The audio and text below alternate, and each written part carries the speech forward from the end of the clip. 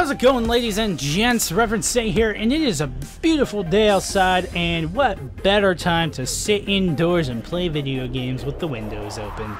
Can't complain. Now, I did actually go out for a drive, enjoyed the weather after work, came back after I got some food, got myself a pizza from Pizza Hut with that white sauce and chicken on it. Man, it was so good. I'm thinking about it. I might go get myself another slice downstairs after I do this video, but it was a great day, and I'm ready to make these videos, man. I really am. There's a big explanation about where I've been, but I'm not going to waste your guys' time talking about that in this video, because we are here to talk about Gears of War and Gears of War and Gears of War and Gears of 4. So that's what we're talking about today. Nothing else. I will do a separate video explaining to you guys where I've been lately, where I be at. So there's a good explanation for that, and I will let you guys know in the future. But nonetheless, enjoy this game right now. This is the Gears of War Ultimate. Piece of pizza just fell out of my tooth and interrupted my conversation. Can you believe how rude that pizza is? Anyway, sorry about that. Where was it? This is the Gears of War Ultimate Edition multiplayer beta, and I loved it. I honestly did. I do have some gripes which we will get into, but let me talk about what I did like real quick. It looks great. Like, it looks like a proper just a HD up-resing with better lighting, some better textures, and it's great. And it still runs very much like Gears 1, but, you know, 10 times better and smoother. It is still a little clunky, but because that's just kind of how Gears 1 was. It was the first of its kind. You can't really put that against the game or the developers or at all or anything like that. But still kind of felt clunky. I do really prefer Gears 3 over this, mainly because of how smooth the gameplay was and how much faster it was. But nonetheless, love it, getting it for show. Can't wait for it to come out. And also another thing I really liked about it, which I didn't know this until I watched like a private like interview slash a demo with the with the No people, or the Funhouse guys on the No at E3. They were talking to the Rod Ferguson, the dude Gears Viking on Twitter, and he actually just said, oh yeah, you also get a Gears of War 4 beta when you get this game, and the beta is beginning of next year. I'm like, definitely buying it. I was thinking about maybe waiting a little bit because I'm trying to save up for some stuff, but I'm like, nah, gotta get it now because I gotta get into that Gears 4 beta. Gears of 4 betas, man. So definitely down for that. That's pretty much, I mean, it's Gears. I freaking love Gears, so I can't complain too much about it. I can't really say, like, if you like Gears, you're gonna freaking love this. And if you liked Gears 1, but you couldn't go back to it because of the connection issues and stuff like that, or the fact that it was like the frame rate was crappy, or the graphics weren't that good, or I don't know what your issue might have been, but there you go. I mean, now you can do it. You know, it's great. So that's pretty much all the good stuff. But the main gripes I had was they said it's dedicated servers. I can't complain too much about this because it was pretty rare. It wasn't often. It was like maybe one in every 4 or 5 games I ran into somebody like this, of this stature. But nonetheless, it's annoying. Everyone knows how bad host advantage was on the 360 Gears of War. Everybody knows. Even people who haven't played Gears. I know people who haven't played Gears at all, and they know about the host advantage problem on Gears of War 1, because that's just how bad it was. And to give you an example, guys, if you haven't played Gears and didn't know about this, basically host advantage was the game would pick one player to be the host or the server, and since that person is the server, there'd be no latency between when that person shot and when the bullets, like the server would actually register that that person shot and hit somebody with their bullets. So pretty much they were unstoppable. If they knew how to play the game, they were dropping 50s, 60s in games like King of the Hill.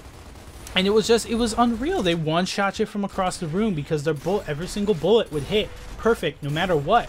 And that's just kind of how it was. And if they had active reloads, say goodnight. You better leave that game because it's going to be a nightmare. And that's just kind of how it was in Gears of War 1. And we put up with it because there was nothing better than that, especially for something like Gears of War. But they tried to fix it now with Gears 3 and stuff like that, making it a little bit better. Host advantage not nearly as bad, but it was still kind of there. It was still kind of a problem. Wasn't nearly as bad, but it was still definitely noticeable. And you were like, man, I'm sick of that crap, you know? But now they got dedicated servers, or what they say is dedicated servers. And the reason why I'm a little bit skeptical is because even in this lobby, you'll see them a few times here in this gameplay that I cut up because it's like 20 minutes long. This game was insane, man. Like, it went all 3 rounds down to the wire. We won by 4 seconds in the last round. I dropped 35. It was great. But anyway, back to what I was talking about. Sorry, you're getting off track there. This guy in this lobby, his name's XX Kill Them XX or something like that. He's playing as Baird, and he just had, like, not just my number, but my teammates' numbers. Everyone on my team's number. He was one-shot downing us, 2-shotting from really far away with his Nasher, just getting really lucky one-shot kills, and it was like, dude, what the heck? And then there was other issues actually in the game after this one. We played on War Machine, and I had the torque bow, and he was just sitting in cover. He wasn't moving or anything, and I came up behind him. I shot one torque directly at him, didn't hit him. It hit the cover behind him. Another one, didn't hit him, hit the cover behind him, then he hopped out. I'm like, what? How does that even happen? So I don't know whether it's something with, like, maybe host advantage, or if it's not like a full-on dedicated server, if there's still one player that's, like, connected better or something like that, that the other people, like, kind of go off of. Or if it's just straight up this dude had Google Fiber or Verizon Fios or something like that, and he was just annihilating us with that gigabyte upload speed. I'm gonna guess that. That's my guess. I'm gonna call him Mr. Google Fiber from here on out. So that's my guess, but it still kind of leaves the question up in the air, like, is it truly dedicated servers? Which kind of has me worried a little bit, but not too much, because I did play on it. Finding games was fast. Nothing like Halo Master Chief Collection.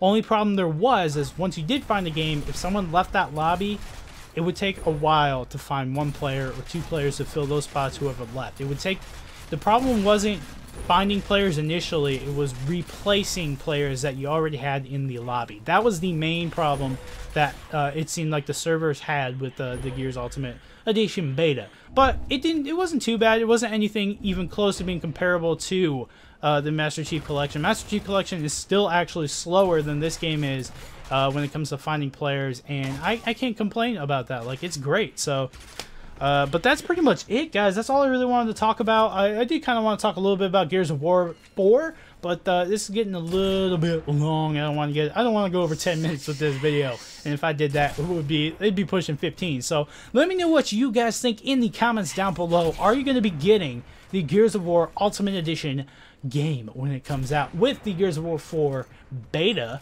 or are you going to skip on it, kind of wait? Are you not that big of a Gears fan?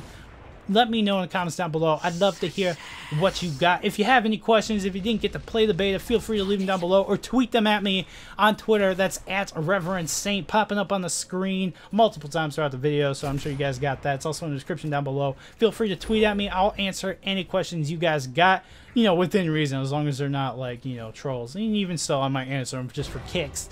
Just for kicks, man. So definitely leave them down there. Yeah. And also, if you are a big Gears fan, let me know what your favorite Gears of War is. Mine's 3. I will come out and say my favorite Gears was 3, then 1, and then Judgment. That's how it goes, and then 2, because 2 was balls. So, I mean, yeah. Anyway, let me know what you guys think in the comments down below, and I'll see you guys later. Oh, you know what? I am going to mention, I do have other videos coming out this week because E3 happened. Got to talk about the big 3, man. Gears of War, Halo, Call of Duty. Gotta talk about it, man. I can't wait to talk about Halo as well. That's a big one coming out. I got a good gameplay for that. Got a good gameplay for Call of Duty as well. And then I'm gonna give you guys my little update about where I've been, and also some other stuff, and possibly some extra stuff of the live nature this week. We'll see. I'll let you guys know, and I'll see you guys later. Peace.